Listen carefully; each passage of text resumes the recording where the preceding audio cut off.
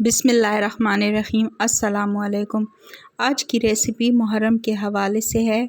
हम इसे दलीम कहते हैं, कहीं पर इसे रिशावला और खिचड़ा भी कहा जाता है।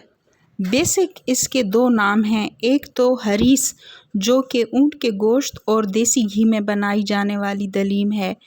दूसरा बेसिक नाम इसका लहीम है जो कि लहम से निकला है। लहम का मतलब है गोश्त और लहीम का मतलब है पुरगोश्त बनने वाली डिश। इस वीडियो में भी मैं आपको बहुत काम की बातें और टिप्स बताऊंगी, इसलिए स्किप ना कीजिएगा। एक बाबरकत हदीस से अपनी रेसिपी का आगाज़ करते हैं।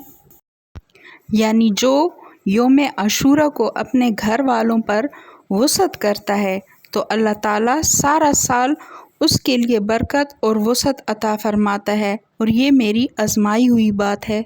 दलीम में इस्तेमाल होने वाले ये सारे इंग्रेडिएंट हैं। दलीम में इस्तेमाल होने वाले गोश्त की बोटियाँ बड़ी बड़ी हों, इससे आपके रेशे बड़े बड़े होंगे। ये बीफ है और ये 4 केजी है हड्डियों समेत। हड्डियों की यखनी की वजह से दलीम का जायका और भी नमकीन और मज़ेदार होगा। प्याज इसमें 2 केजी इस्तेमाल होगी। पुदीना 5 से 6 गड्डी, लहसुन के जवे 30 अदद, अदरक के 2 टुकड़े तकरीबन 6-6 इंच के, हरी मिर्च 1 पाव, लेमन भी 1 पाव, धनिया 5 गड्डी। धनिया पुदीने को अच्छी तरह धोकर साफ कर लें। करते हैं अपने मसालों की।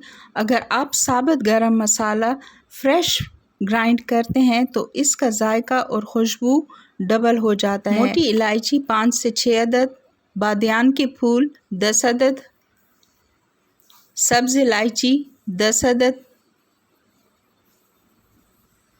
काली मिर्च 1 टेबल स्पून, कबाब चीनी 1 टेबल स्पून, दारचीनी के 2 बड़े टुकड़े,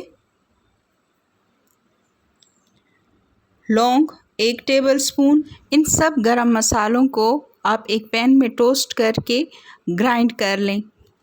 थोड़ी सी मेहनत कर लें क्योंकि फ्रेश गरम मसाला बहुत जायकेदार और खुशबूदार होता है। इसके बाद बारी आती है नमक की। कुदरती नमक इस्तेमाल करें। तकरीबन मैंने डाला है 4 टेबल स्पून। आप अपने जायके के हिसाब से डालें। चाट मसाला 2 टेबल स्पून, अचार मसाला 1 टेबल स्पून, हल्दी पाउडर 1 टेबल स्पून, सूखा धनिया 2 टेबल स्पून, ज़ीरा पाउडर 2 टेबल स्पून। इसके बाद बारी आती है दालों की। 1 पाव मूंग की दाल, 1 पाव मसूर की दाल, 1 पाव चने की दाल, 1 पाव माश की दाल, 1 पाव गंदम,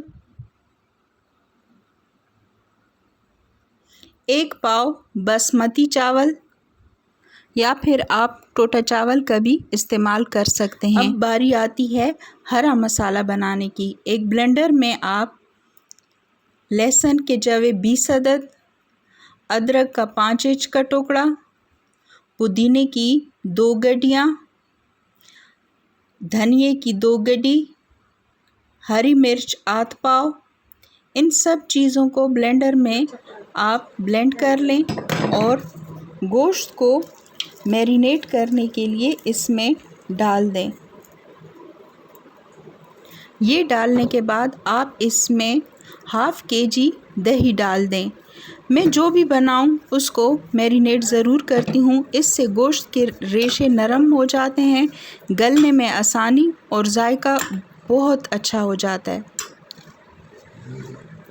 सारे मसाला जात गोश्त में डालकर अच्छी तरह मिक्स कर लें और 2 घंटे के लिए मैरिनेट कर लें।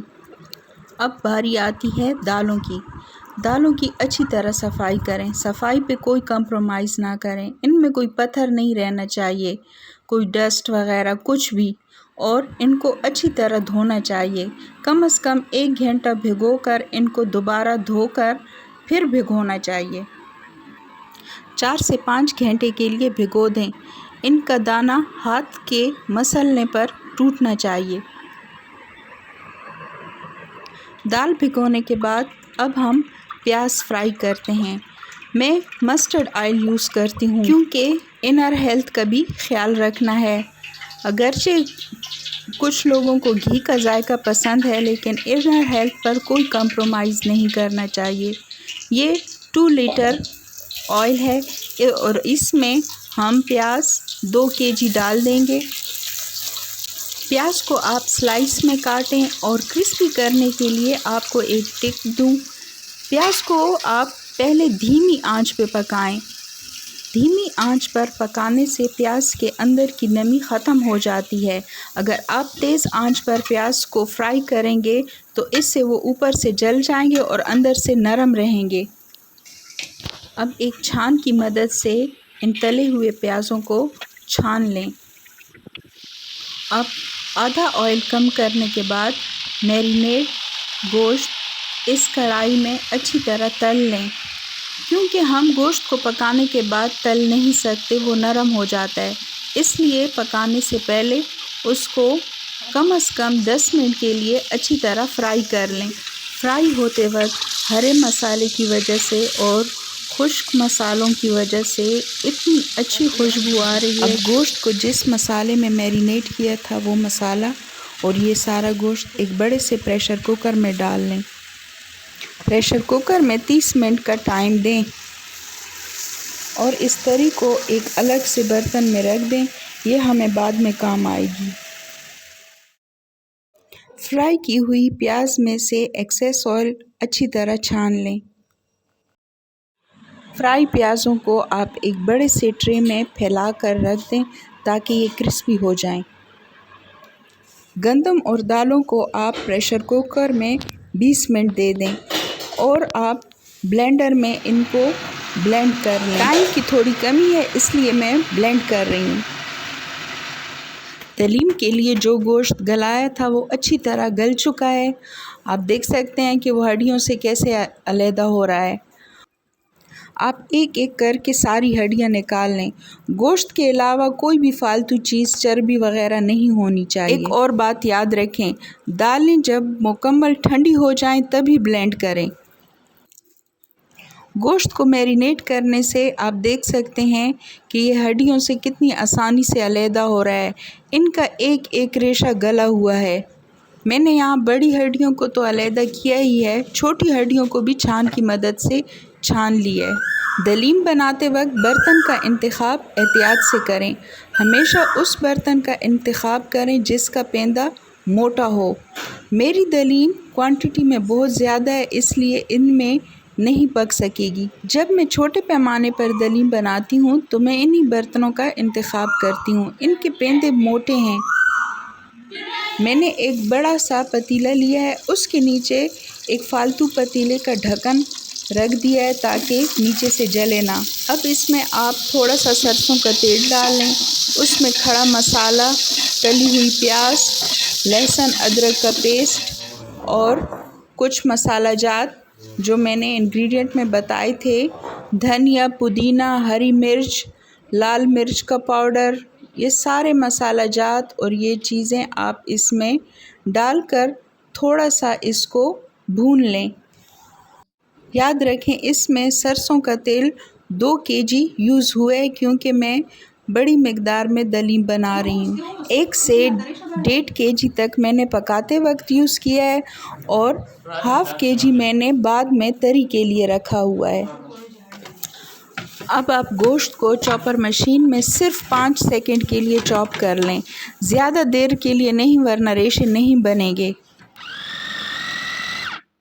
जब मेरे पास टाइम की कमी ना हो तो मैं गोश्त को इमाम दस्ते में या सिलबट्टे पे क्रश कर लेती हूँ।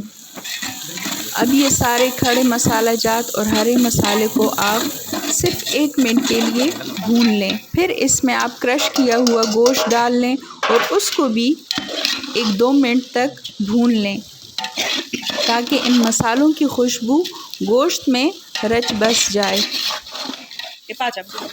अब वो जो बाकी मांदा प्रेशर कुकर में यखनी थी गोश्त की, अपनी यखनी वो भी शामिल कर दें। घी, ऑयल समेत हड्डियों का गूदा भी इसमें शामिल कर लें। दालों को पकाते वक्त इसमें रेड चिली पाउडर, नमक और ज़ीरा पाउडर ज़रूर डालें। अब एक बड़े से पतीले में आप ये दालें और गोश्त मिक्स कर लें और नीचे से गैस ऑन कर लें और इसमें मुसलसल चम्मच हिलाएं ताकि नीचे से लग न जाए। गोश्त और दालें दोनों कुक्ड मटेरियल हैं। 25 से 30 मिनट तक पकाएं भी और घोंटें भी, यहाँ तक कि रेशे बनने लगें। तकरीबन आधे घंटे बाद हमारी दलीम तैयार हो चुकी है। अब पतीले के ऊपर थोड़ी सी तरी और तली हुई प्याज डाल दें और फिर डोंगों में, बाउल्स में सर्व करें। आप देख सकते हैं कि कितने अच्छे रेशे तैयार हुए हैं। आपको दलीम जितनी गाढ़ी या पतली पसंद है आप अपने हिसाब से बनाएं, क्योंकि ठंडे होने के बाद ये दलीम और ज़्यादा गाढ़ी हो जाती है। बस ये ख्याल रखें कि दलीम नीचे से लगे ना, वरना सारी दलीम में जला हुआ जायका आएगा। बस दलीम में रेशे अच्छे बनने चाहिए। आप मुख्तलिफ़ डोंगों में अजीज़ों और क़ारिब के लिए, पड़ोसियों के लिए, मसाकीन के लिए हिस्से बना लें और फिर इसके बाद बारी आती है दलीम के ऊपर गार्निश की। गार्निश के बग़ैर दलीम बिल्कुल नामुकम्मल है, इसलिए इसका बनाव सिंगार ज़रूरी है। दलीम के लिए आप लेमन और जूलियन कटिंग में अदरक, पुदीना, चाट मसाला, हरी मिर्चें बारीक चॉप की हुई, धनिया, इन सब चीज़ों की सफाई से और ख़ूबसूरती से कटिंग कर लें। तली हुई प्याज भी ज़रूर ऊपर से गार्निश के लिए रखें। और ये वो तरी है जो हमने एक अलग से बर्तन में संभाल के रखी थी। अब इन सारे लवाज़मात से आप इन सब की डेकोरेशन कर लें और फिर डिस्ट्रीब्यूट कर लें। ख़ुद भी खाएं, औरों को भी खिलाएं। ये हमारी ट्रेडिशनल डिश है। इसको आप दलीम कहें, खिचड़ा कहें, हरीस कहें या लहीम कहें। आप देख सकते हैं कि दलीम कितनी रेशेदार और दानेदार बनी है, जायकेदार और लजीज बनी है। इसमें जायका भी है और सेहत भी है।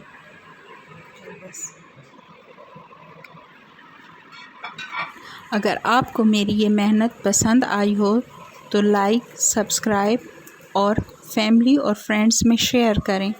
Thank you. अल्लाह हाफ़िज़।